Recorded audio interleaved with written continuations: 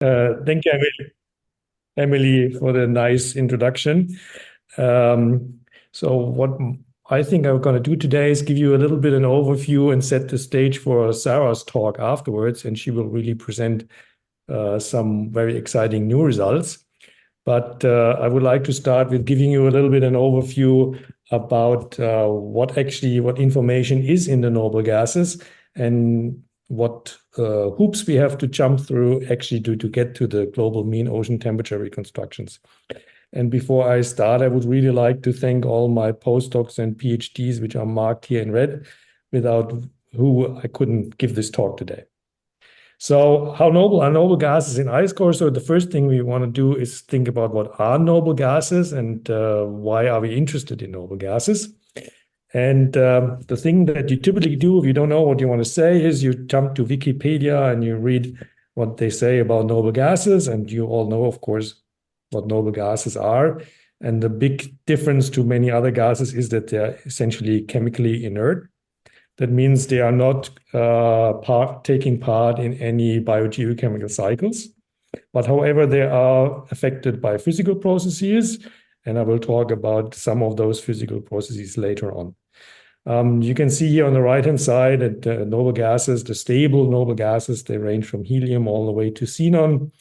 I'm not talking here about radon, about radioactive noble gases. And for the sake of this talk, I will actually also add nitrogen to the list of noble gases. We all know nitrogen is not a noble gas. It actually is involved in biogeochemical cycles, but the inventory of the atmosphere is so large and the exchange flux is so small that it has an atmospheric residence time on the order of more than 10 million years. So for the climate changes we are typically looking at in ice cores, it's actually kind of a noble gas, and I will take it into the list. So what I said is noble gases are not chemically active, and it's good because we are interested in physical processes that are going on. And there it's good that they are not active or not involved in biogeochemical cycles. But a lot of physical processes are acting on the noble gas ratios, but also on the isotopes. And I will go through many of those points here. For example, we observe loss of gases from the ice. That's not only for noble gases, it's for any gas. But some of the noble gases, especially helium, this effect is extremely pronounced. And that is because this loss effect is a size-dependent effect. The smaller the molecule, larger the permeation, the faster you lose the ice. We also know that gases can be fractionated during the bubble enclosure, and that's also a size-dependent fractionation. So we get shifts from the Fern atmospheric composition relative to the one that is actually stored in the bubbles in the end. Any processes acting on the Fern column in this diffusive regime will actually affect also noble gas ratios, but also the isotopes. So they are changes. Then we have effects that are disturbing the diffusive equilibrium. We call them kinetic effects. For example, wind pumping, convection at the turbulence at the surface. And those are actually disturbing this diffusive equilibrium. And then you get, again, fractionation, so-called kinetic fractionation. We also have the issue that the gases are at some point included in air hydrates in the bubble glass rate transition zone. And that could also lead to fractionation. But I will not talk about that, assuming that we are looking only at ice where we are not experience any gas loss after the sampling. And then it's actually a conservative quantity of air. It doesn't matter whether they are in air hydrates or bubbles. As long as we're not losing anything, we would get an unfractionated sample. So I will jump over that. And in the end, then finally, after all those effects have been understood and corrected for, then finally we get the effect of the solubility in the ocean, which leads us to the global mean ocean temperature. So I start with one example for the loss of noble gases from solid ice. And we're looking at helium here. This is a species which is not studied very often and even less published. And the reason is exactly that we have very significant helium loss from ice samples when we bring them to the surface. This here is a study by Ronny Friedrich, who did a master thesis in Heidelberg together with Dietmar Wagenbach, and Jakob Schwander was also involved. And what you see on the left-hand side is the black dots show you how the helium content in the ice is decreasing with the time the sample is at the surface. And you can see that already after a couple hours, we have 50% of the helium lost from the ice. While the red dots, this is the total air content. The total air content is not affected because helium is only a minute trace, which permeates out of the ice very quickly, while the main components, nitrogen and oxygen, they don't permeate very quickly out of the ice. That's why we can actually do ice core business with ice cores that are stored for many years. What is bad for storage of helium in ice is also interesting in terms of geochemistry, because the high permeation of helium in ice also leads that radiogenic helium, which comes from the crust, is actually diffusing into the ice, and that can be used for glaciological matters. For example, it's interesting to see the speed of diffusion into the ice versus the advection of ice downward.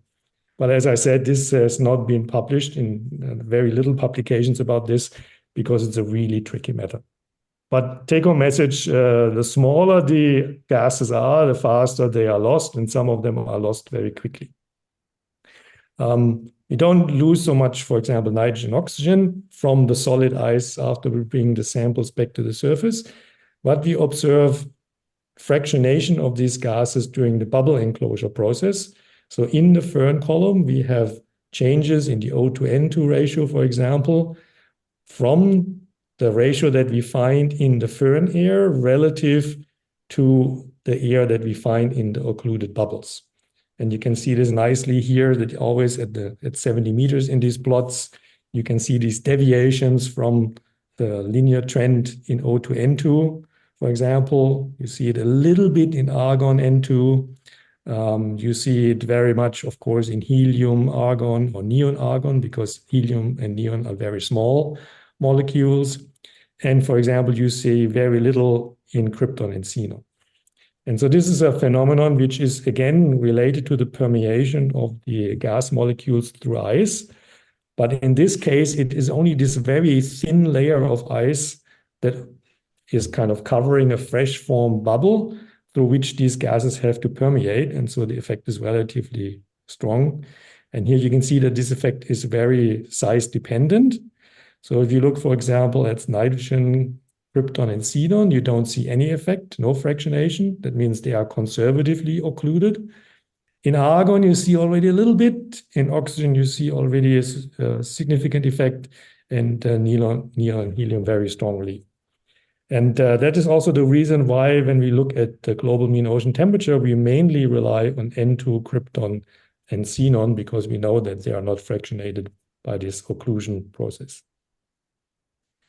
Now, even if we look at N2, krypton, and xenon, which are, okay, they're conservatively occluded in the bubbles, then we still have all those physical processes that are acting in the Föhn column, which change the elemental ratios also between krypton and xenon and nitrogen and xenon, and also their isotopes.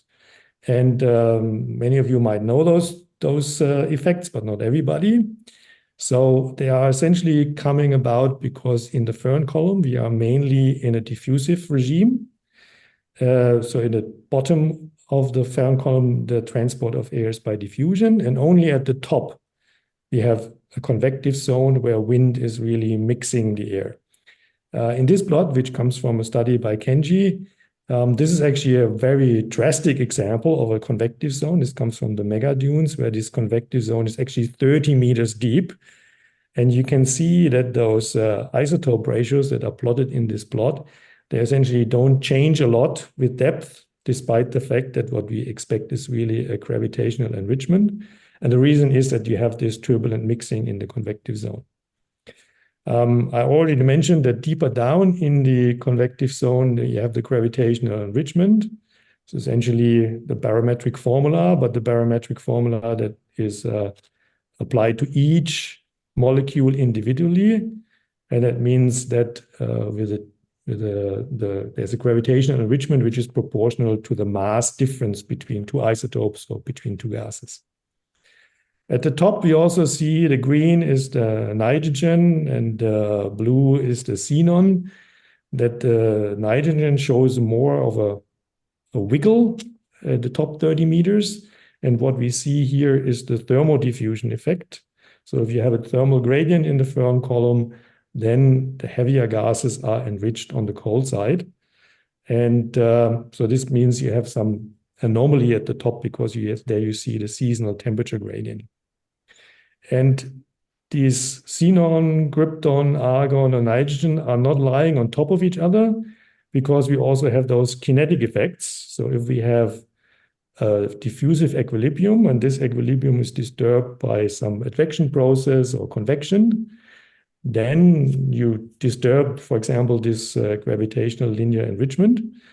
And the nitrogen, which is relatively light, attains or re-equilibrates to this diffusive equilibrium faster than the heavy isotopes.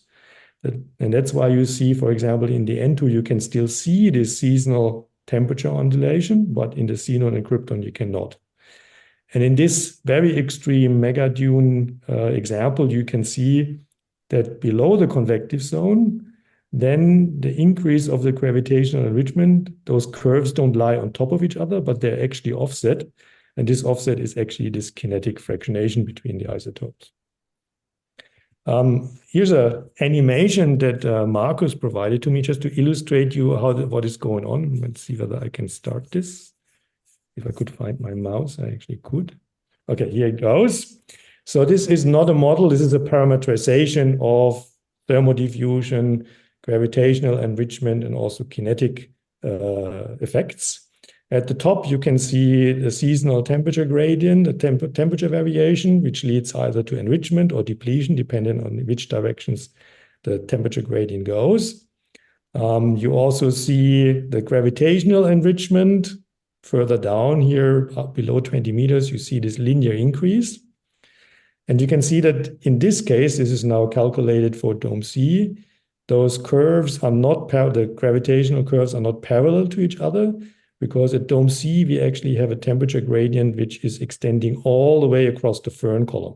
So you have thermodiffusion also all the way down to the bubble enclosure. And then maybe I can start it again. Hang on. And then at the bottom, for example, in the lock-in zone, you see that there's another fractionation going on, and this is this kinetic fractionation that can occur in the lock-in zone, because wind pumping, barometric wind pumping, disturbs the diffusive equilibrium and leads to dispersive mixing. And then in the lock-in zone, the movement of the molecules is so slow that this fractionation is not disappearing again. And you can see how this is imprinted in the ice. And in the dark gray, you would see that we have changes in the isotopic anomalies, isotopic signature of those gases. And they're not the same, and that's because thermodiffusion, gravitational enrichment, and kinetic fractionation are acting differently on the different isotopes of the different gases. Okay, so that's all we have to know to understand that we actually can do global mean ocean temperature, because all those effects that I just described, we have to correct for to, in the end, get the solubility signal of the different noble gases in the ocean. And I think the first time this idea was brought up was actually in 1996 by this paper by Harmon Craig and Wiens. And they were actually interested in the Fern thickness, in this gravitational enrichment. And they said they kind of regarded the solubility effect as a nuisance parameter, which has to be corrected for in order to get the correct Fern thickness. And it was actually not Craig and Wiens who came up with this idea, but if you look at the acknowledgement in this paper, it actually says that Ralph Keeling pointed it out to them that there's also solubility effect. So if you turn this argument around, if we know all these kinetic, gravitational, thermodiffusion effects precisely, and we can measure them precisely, then the rest of the signal is the solubility signal, and then we can actually reconstruct global mean ocean temperature. And that's analytically a very tricky feat, and it was actually Melissa Heatley and Jeff that did it for the first time in 2007. The idea is very simple. Global mean ocean temperature is based on noble gases. The noble gases are conserved in the ocean and atmosphere system. And so if the ocean gets colder, the solubility of the noble gases increases, and a little bit more of the noble gases is dissolved in the ocean compared to warmer times. And the solubility effect is also different for the different noble gases. It's the strongest for xenon and is much lower for nitrogen. That means if the ocean temperature changes, then because of this different influence of the solubility, then also, for example, the xenon to nitrogen ratio in the atmosphere will change because the change in the ocean is different for the two gases. So this is a very simple concept, and just to give you a feeling, a 3 degrees centigrade increase in mean ocean temperature implies a 3 per mil increase in the xenon-krypton ratio. So if we can measure that ratio with precision of a couple tens of per mil, then we could actually get sufficiently precise mean ocean temperature. However, as I said before, to do this, we have to correct for all these effects that are happening in the Föhn column. So the thermodiffusion, the kinetic fractionation, and the gravitational fractionation. And essentially, you have to plug in all those unknowns into this long formula here. And luckily, because we measure not only the noble gas ratios, but we also measure the isotopic composition for xenon, for krypton, and also for nitrogen, we can actually use this isotopic information to calculate all those unknowns. So we can calculate the temperature gradient over the Föhn column, we can calculate the gravitational enrichment for two noble gases, and we can also calculate the kinetic fractionation. But we have to plug in all sorts of isotopic signatures. That means we have to measure them extremely precisely to per meg level, so not per mil level, but per meg level. And if we do this, then 50% of the uncertainty around of our final MOT, global mean ocean temperature estimate, is just because of those corrections. And in the end, we are currently here in Bern, we measure the global mean ocean temperature with a precision of 4.4 degrees centigrade. So that's still enough for a glacial interglacial change, but maybe not for what is happening, for example, at the moment in terms of ocean warming. So now we know how we can measure global mean ocean temperature and what we have to do. And then the question, of course, is why are we so interested in global mean ocean temperature? And the reason is, of course, that most of the heat change during a climate change is really happening in the ocean. For example, today, the global warming, 90% of the current excess energy goes into the ocean, and only 10% goes into the atmosphere. And that means that most of the energy is in the ocean. That means if we know the ocean temperature, we actually know the energy change of our planet.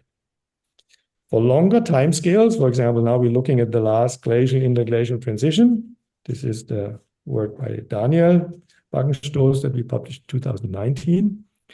It's, of course, the change in energy in the ocean that is important, but it's also the change in the latent heat that is stored in the big ice sheets that is important. So to warm up our planet from a glacial to an interglacial, we have to provide the heat to warm up the ocean, but we also have to provide the heat to melt the ice sheets.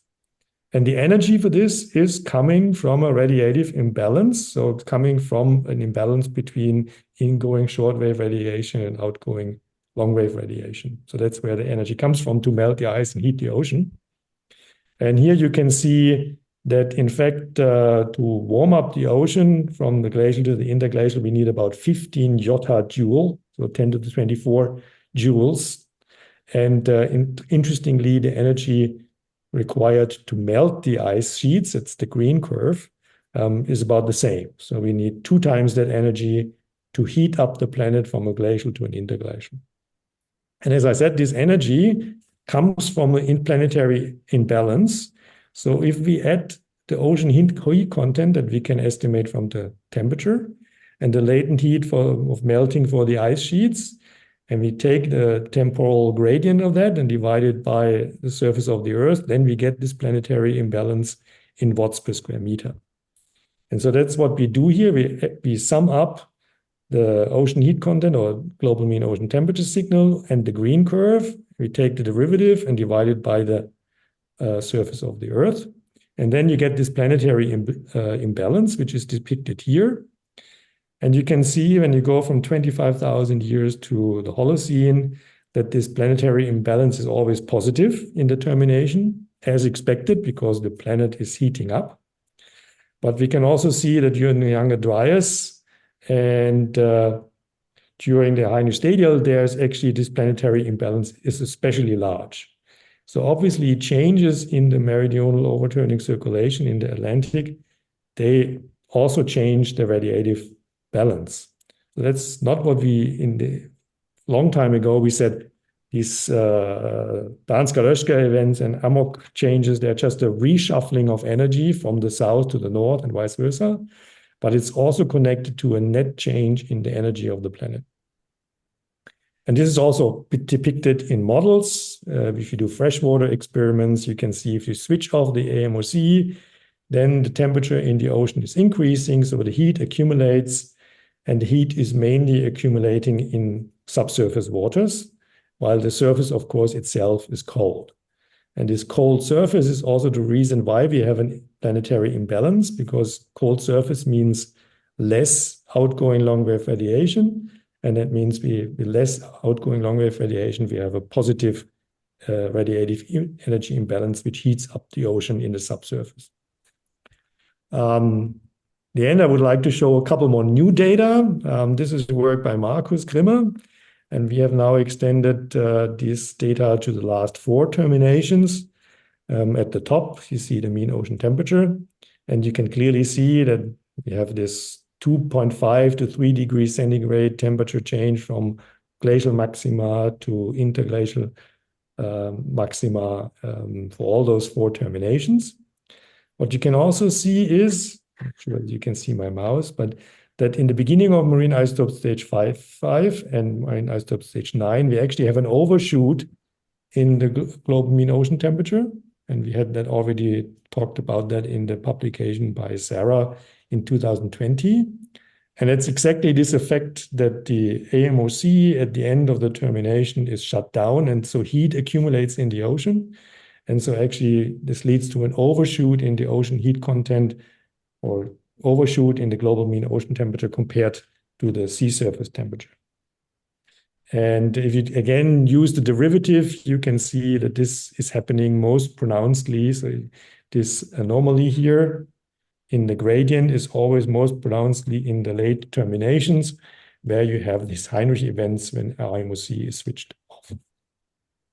Okay, I kind of summarize quickly so that we get enough time for Sarah. I wanted to show you that there are lots of effects that are affecting gases in ice cores, and so also the noble gases.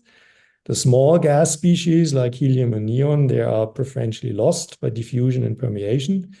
But nitrogen, krypton, and xenon are conservatively stored in the ice, and that's why we use them for the global mean ocean temperature. We've seen that gravitational enrichment, thermodiffusion, and kinetic effects have to be corrected also for nitrogen, krypton, and xenon.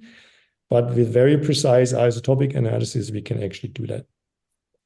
Over the last 450 kilo years, we saw that the glacial mean ocean temperature was 2.5 to 3 degrees colder than the Holocene. I haven't shown you the plots from Marcel Heberle's paper, but the lukewarm interglacials are also colder, for example, than the Holocene by about 1.5 degrees centigrade. And finally, changes in the overturn circulation, for example, in Amok, also lead to net changes in the heat in the ocean. And now to transition to Sarah's talk. Now the question is, what do we expect, for example, for the mid-Pleistocene transition? Typically, we expect that there is a long-term decline in CO2 together with the mid-Pleistocene transition. And so we would also assume, due to the change in the radiative forcing, that the global mean ocean temperature is declining. And let's see what Sarah will show us later. And I also said that deep water formation and overturn and ventilation of the ocean has an influence on the global mean ocean temperature. And there are also hypotheses that say that there was a change in overturning circulation, and especially in the deep water formation in the Southern Ocean. And they would also have an influence on the global mean ocean temperature, because you would change the influence of different water masses to the total global mean ocean temperature average. And at the bottom, you see a plot from the recent paper by Peter Clark, where you see in green the global mean surface temperature. In the thick, dark red curve, you see reconstructed bottom water temperature. And in between, you see the reconstructed mean ocean temperature from marine data and reconstructed in this paper. And so the question will be to Sarah whether this is actually seen in her new data that she will show us. And with this, I stop here. Thank you. Although it's quite early in the morning, but she just told me it's 8 o'clock, so it's breakfast time over in the States. And if you don't know Sarah did her studies and graduated at the Scripps Institute for Oceanography, so coming, I would say, from the oceanography side. And then she moved to Princeton to work as a postdoc in the lab of John Higgins. And John Higgins and his team, and Sarah was part of them, they were actually the first team who found ice which was more than 1 million years old, the so-called blue ice from Allen Hills in Antarctica. And they published some famous records. And Sarah was there until last year. And this year, she now moved to Woods Hole Oceanography Institutions, where I believe she will continue her work. But I'm sure she will tell us in a minute about it. Yes, and even if the publication list is not as long as the one of Huberto, Sarah, I looked at it, I found it very impressive. I mean, you have been on quite a number of high impact papers already. So I'm really looking forward to your talk, and the floor is yours. Awesome. Thanks so much. Let's see. Okay.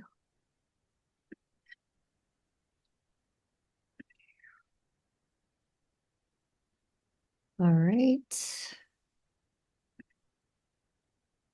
Does that look okay? Yeah, that looks fine. Great. Okay, awesome. Okay, so yeah, thanks so much to the organizers and for everyone for showing up for this. And thanks especially to Hubertus for doing a lot of the heavy lifting here in terms of explaining the mechanics of this mean ocean temperature proxy, so I can just kind of get started. So I want to talk about some of this work that I did primarily as a postdoc at Princeton in kind of association with the NSF Coldex Project Center for Oldest Ice Exploration. And I have really two main goals for this presentation. The first is to show new records of mean ocean temperature across the Pleistocene and specifically focusing on the mid-Pleistocene transition from the Allen Hills, Antarctica. And the second is to really kind of discuss their potential limitations in terms of where we think that, you know, a continuous record across the MPT would really resolve some of the outstanding questions that we have with this reconstruction. And so I'm not going to spend too much time on this figure because I imagine it's been shown in many of these seminars. But as we know, right, the climate has evolved substantially over the last 3 million years or so, and has experienced significant change in the pacing and magnitude of glacial cycles. And so we have, I don't think I need to convince too many people here that ice core records can provide really valuable insight into understanding these changes, not only by providing direct records of greenhouse gas forcing, but other important paleoclimate reconstructions. But as we know, right, continuous ice core records only go back about 800,000 years. This oldest ice challenge has really put kind of the international ice core community to test to find continuous records that go through this mid-Pleistocene transition, this dramatic transition in the pacing and amplitude of glacial cycles from kind of more regular 40,000 year periodicity to more irregular and deeper glacial cycles during the 100,000 year world. And so this is an exciting thing, and we'll be very excited to see kind of at this group and what they find in the coming years. But what I want to focus on now is this other kind of alternative archive of ice cores that are discontinuous and so have some limitations, but may go back further in time. These climate snapshots from these blue ice areas. And so just a quick kind of schematic here to explain what we're talking about. So ice core scientists traditionally go to the sites of ice domes or divides to collect ice cores because at these sites, ice flow is one-dimensional, leading to kind of simple monotonic increases in the age with depth. But if you go off the site of a dome or divide and you go into kind of beyond the equilibration line, where you have equal rates of accumulation and ablation, and out to the margins, where you have ablation outpacing accumulation, you can find ice that was previously buried in the interior of the ice sheet that has resurfaced. And this leads to a condition where you can find very old ice at or near the surface. And so on the left is this kind of a very idealized kind of schematic of what this blue ice area should look like, and kind of how the ice flow should outcrop. And then on the right here, what we're showing is just kind of the reality of what these blue ice areas look like in terms of they end up being quite stratigraphically complex. And because of this, we can't use traditional ice coring methods or to date ice cores from these regions. And so instead we use a different technique where we measure basically the atmospheric argon-40 concentrations in ice cores.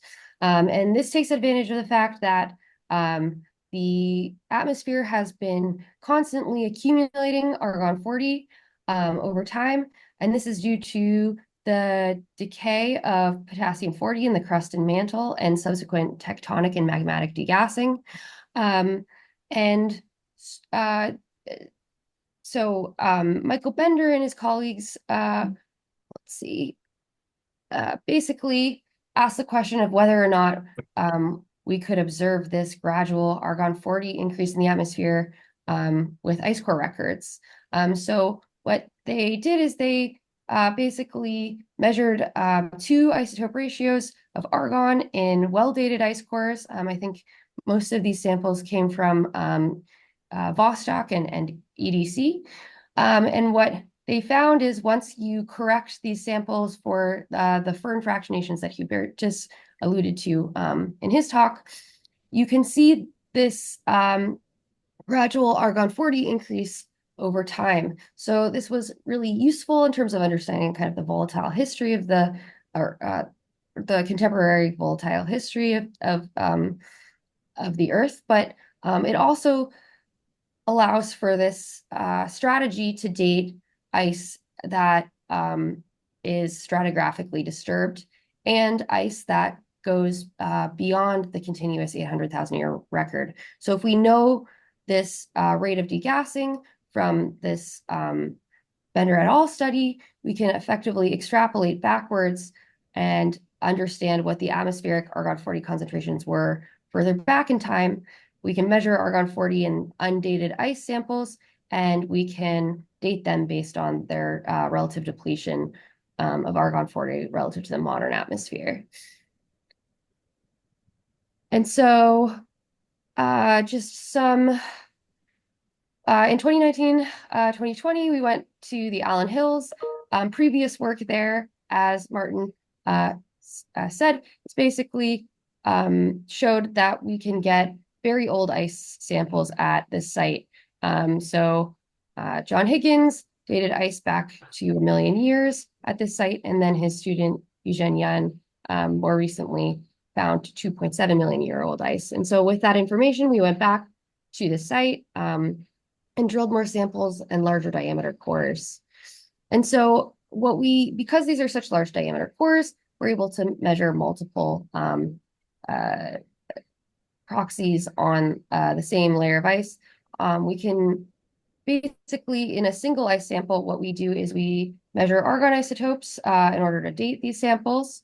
We measure the xenon to krypton ratio for mean ocean temperature reconstruction, and then we use the argon isotope ratios for these burn corrections. We can also measure the krypton-argon ratio to kind of understand how these gases were preserved in these records, and we also measure the meltwater. But because these are large samples, we can also measure additional parameters, which we won't discuss today. So just to give you an idea of what the data looks like for two of these recently drilled cores, on the right two panels, I'm showing the age of these samples, argon-dated samples with depth. And what we find is we find very old ice near the bed going back up to 6 million years. Unfortunately, some of these deepest samples also showed evidence of some gas alteration. So we think we can basically get reliable atmospheric gas records going back only 3 million years, but that still is, I think, pretty decent. So the question that Hubertus alluded to is what do we expect to see in these mean ocean temperature snapshots from the Allen Hills? So there was this really nice paper that came out this year, early this year, by Peter Clark and his colleagues, where they did this nice compilation of sea surface temperature records across the last 4.5 million years. And we'll focus on just the last 3 million years where we have overlapping data for mean ocean temperature. And what they found basically is that they had this really gradual cooling of global sea surface temperatures in the early Pleistocene. And then around 1 million years ago, so centered on the mid-Pleistocene transition, they found this really strong acceleration in surface cooling. And so our expectation is that because, of course, the whole ocean temperature is set at the surface, there's an intrinsic relationship between sea surface temperatures and mean ocean temperatures. So we expect to see something similar in our mean ocean temperature reconstructions. So this is what our mean ocean temperature reconstructions from the Allen Hills look like. And what you can see is that the trends are broadly consistent in terms of showing this cooling across the Pleistocene. But if we zoom in and kind of focus more directly on the comparison between our mean ocean temperature reconstruction and the global sea surface temperature reconstructions, you can see that there are some pretty interesting differences. The first is that while global sea surface temperature looks like it is basically gradually decreasing across the early Pleistocene, what we find is kind of more accelerated cooling of mean ocean temperature in the early Pleistocene. And while we don't have a ton of data within this interval, and we wish we had more to kind of confirm this, what it looks like is a large percentage of the cooling we see over the course of the Pleistocene is kind of concentrated around the Plio-Pleistocene transition.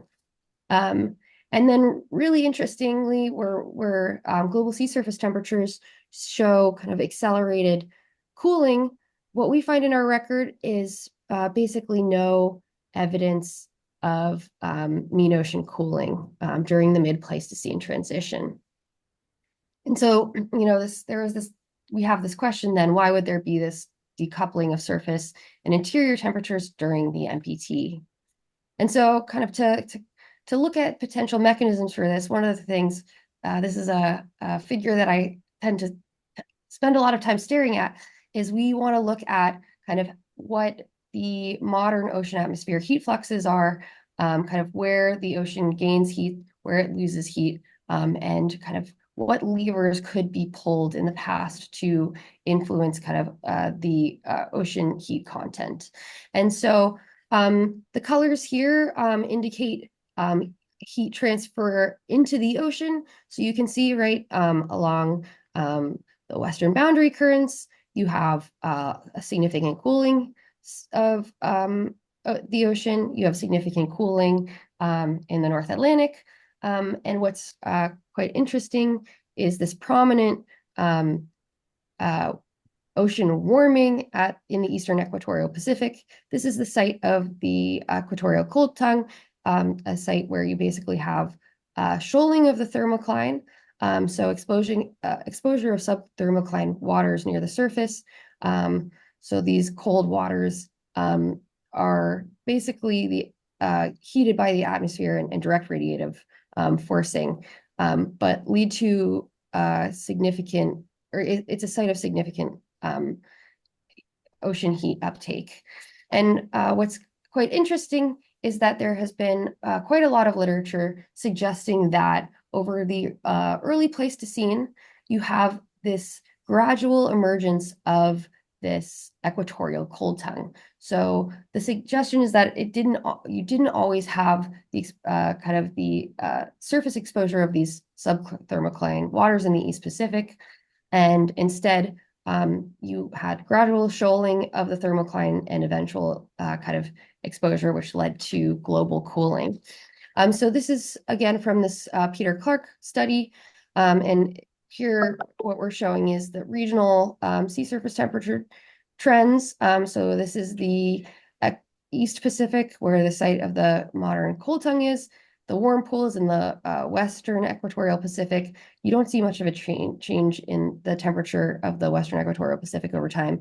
But what you do see is this gradual cooling, which authors have hypothesized are related to the emergence of the cold tongue. But what's quite remarkable here is that, or interesting at least to me, is that you see this, again, acceleration in cooling in the eastern equatorial Pacific across the mid-Pleistocene transition, after which you really see a merging of trends between the East and West Pacific. And these are, importantly, I meant to note, these are temperature anomalies relative to today. So the trends tend to merge, or appear to merge, during the mid-Pleistocene transition.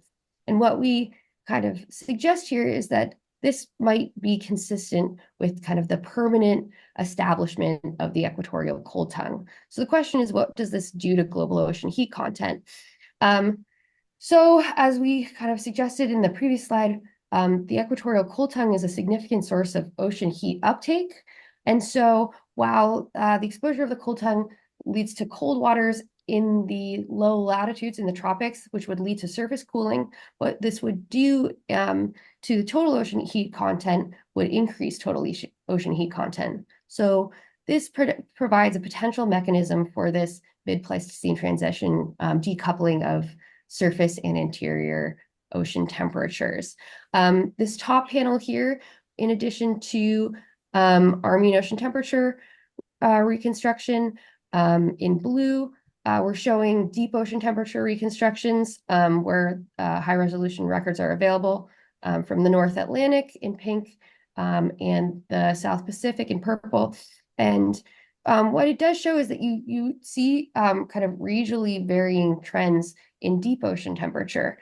So this, I think, what I would suggest is we're not totally out to lunch here to suggest that mean ocean temperature might not have actually changed across the mid-Pleistocene transition.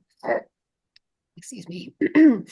Just a quick look at what greenhouse gases we're doing. So this is work led by Julia Marks-Peterson with showing Alan Hill's CO2 evolution across the Pleistocene. And what that work suggests is this gradual, very slight gradual CO2 decrease in the early Pleistocene. It also suggests that there is really no substantial CO2 decrease across the mid-Pleistocene transition.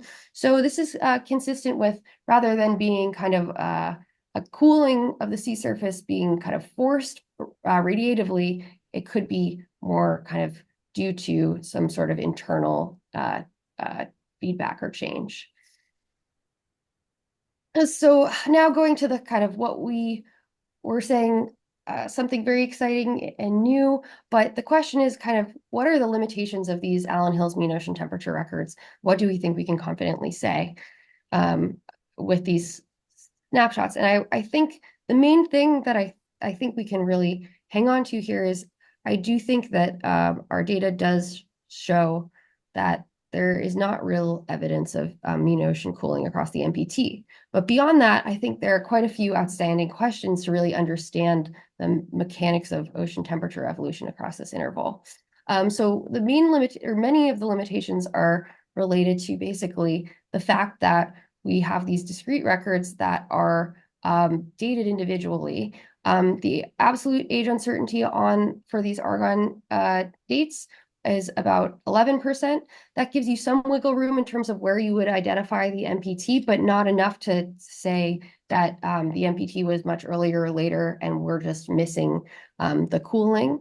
But we have relative age uncertainties about 60,000 years. And so we have no sense of whether our sample comes from a glacial or an interglacial period, or kind of how the mean ocean temperature evolved over the kind of glacial cycles within the MPT, which is, I think, very fundamental to understanding kind of how ocean temperature evolved through this interval.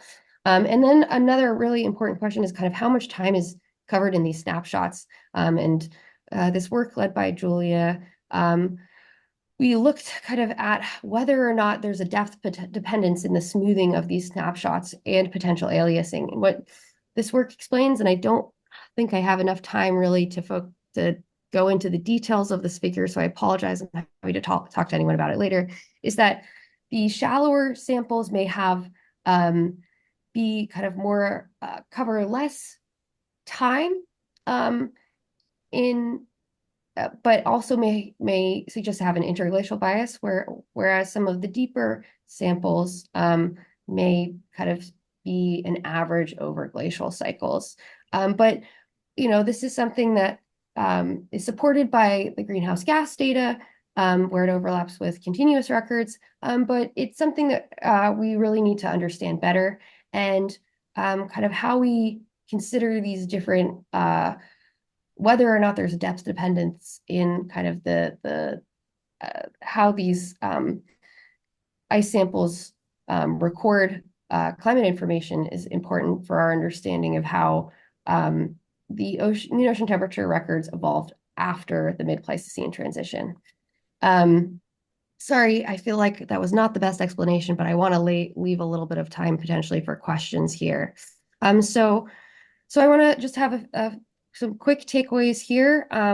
We have these mean ocean temperature snapshots over the last 3 million years from the Allen Hills. And we see that there's this kind of interesting decoupling between what global sea surface temperature records suggest in the MPT and what our mean ocean temperature records suggest.